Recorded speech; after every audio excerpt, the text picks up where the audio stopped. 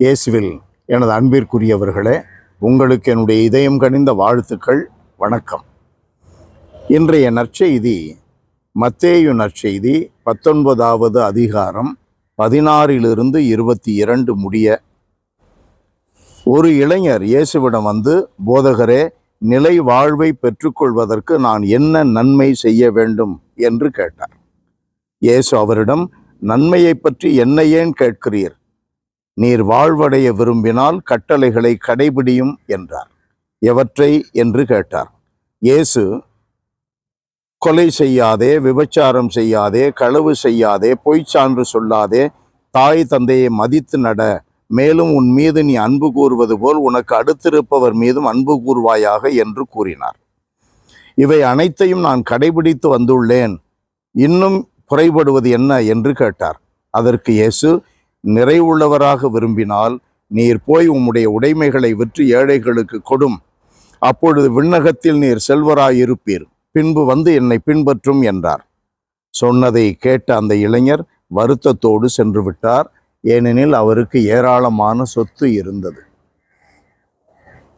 அன்பானவர்களே, முதலில் ஒரு கேள்வி, நிலை வாழ்வு அடைய நான் என்ன செய்ய வேண்டும் என்ற கேள்வி நம்மில் தினம் எழுகிறதா? அந்த அடிப்படையான கேள்விக்கு பதிலை தேடுகிறோமா?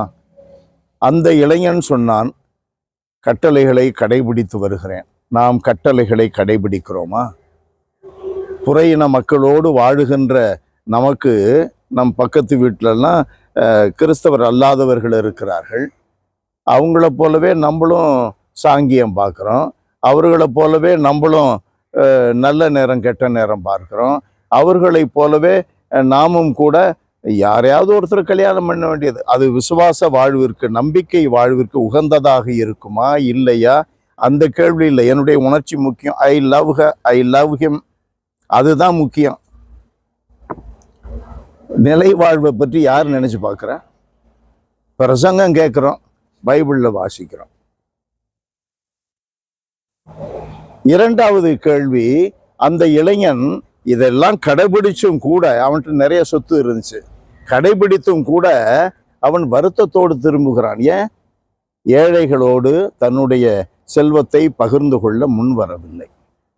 அன்பானவர்களே, சமபந்தி கொடுக்கறதுக்கு நம்ம தயாராக இருக்கிறோம். காரணம் என்னன்னா, நம்ம பேர் நோட்டீஸில் வரும், நம்ம பேர் கல்வெட்டில் போடுவாங்க, நம்ம பேர் கோயிலில் வாசிப்பாங்க. பக்கத்து வீட்டில் இருக்கிறானே, துணிக்கு பஞ்சப்படுறானே, அவன் குழந்தைய படிக்க வைக்க முடியலையே, அவன் கஷ்டப்படுறானே, மருத்துவத்துக்கு செலவுக்கு கஷ்டப்படுறானே, நம்மள்கிட்ட நிறையா இருக்குதே, இருக்கிறதெல்லாம் கொடுத்துடணுங்கிறது இல்லை. உனக்கு வச்சுக்க, உன்னை அன்பு செய்வது போல அயலானையும் அன்பு செய். அவனுக்கு முடிஞ்ச உதவி செய், சாப்பாடு கொடு. உன்னால் உண்மை முடியல, சாப்பாடு கொடுக்க முடியும், கொடு. நீ என்னதான் பெரிய பெரிய வழிபாட்டில் பங்கெடுத்தாலும் அதெல்லாம் நம்மை உருவாக்குகிறது, நம்மை உருக்குலைகின்ற நிலையிலிருந்து காத்து கொள்ளுகிறது, நம்மை உந்தி தள்ளுகிறது, நிலைவாழ்வை நோக்கி உந்தி தள்ளுகிறது. அதெல்லாம் நடக்குது. ஆனால் கடைசியில் விண்ணக கதவை போய் தட்டணும்னா அயலானை அன்பு செய்திருக்கணும், ஏழைக்கு உதவி செய்திருக்கணும். அதுதானே மத்தேயு நற்செய்தியில் 25வது அதிகாரம் 34 - 44 வரலும் நிறைய கேள்விகளை அடுக்கிறாரு. பசியாக இருந்தேன், சாப்பிட கொடுத்தியா? தாகமாக இருந்தேன், குடிக்க கொடுத்தியா? என்னை வந்து சந்திச்சியா? எல்லாம் கேட்குறாருல்ல. அன்பு நிறைந்த எங்கள் இறைவா, உம்மை போற்றி புகழுகிறோம்.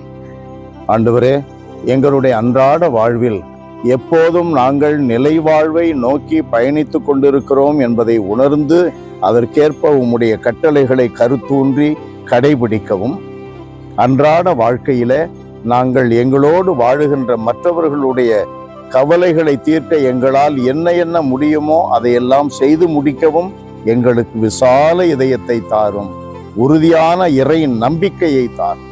இயேசுவின் பெயரால் மன்றாடுகிறோம் தந்தையே. ஆமென், ஆமென்.